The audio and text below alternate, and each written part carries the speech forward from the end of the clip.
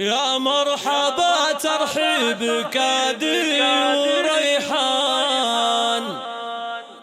باسم الغلا والعز ترحيب غالي.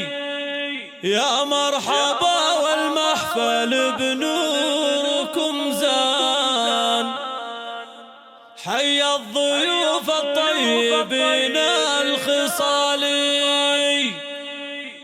حي الضيوف الطيبين الخصالي.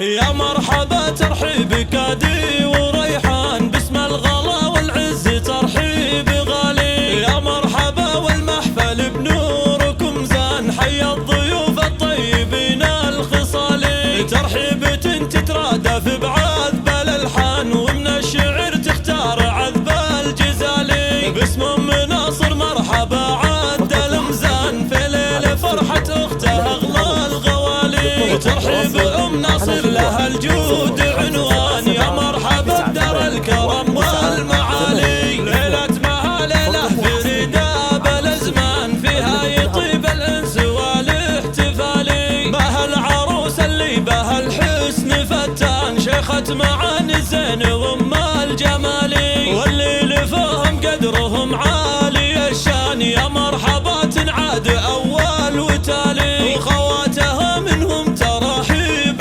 رسلان، كلا ترحب بالحروف الجزالي. نجاتي قالت يا هلا بعز ضيفان، بالشاذلية وهيلي صفرا الدلالي. والجوهرة ترحيبها عد الامزان، يا مرحبا بضيوف احلى الليالي. لضيوفنا ترحيب شايش وطربان، وكل من لفى قدره عزيز وغالي. يا مرحبا ترحيب كادي وريحان، باسم الغلا والعز ترحيب غالي. يا مرحبا والمحفل بنوركم زان، حي الضيوف الطيبين الخصالي. ترحيب تترادف بعذب الالحان، ومن الشعر تختار عذب الجزالي. باسم ام ناصر مرحبا عد المزان، في ليل فرحة اخته اغلى الغوالي. ترحيب ام ناصر لها الجود عنوان، يا مرحبا بدار الكرم والمعالي. ليلة مها ليلة فريدة بالازمان، فيها يطيب الانس والاحتفالي. بها العروس اللي بها الحسن فتان، شيخة معاني الزين وام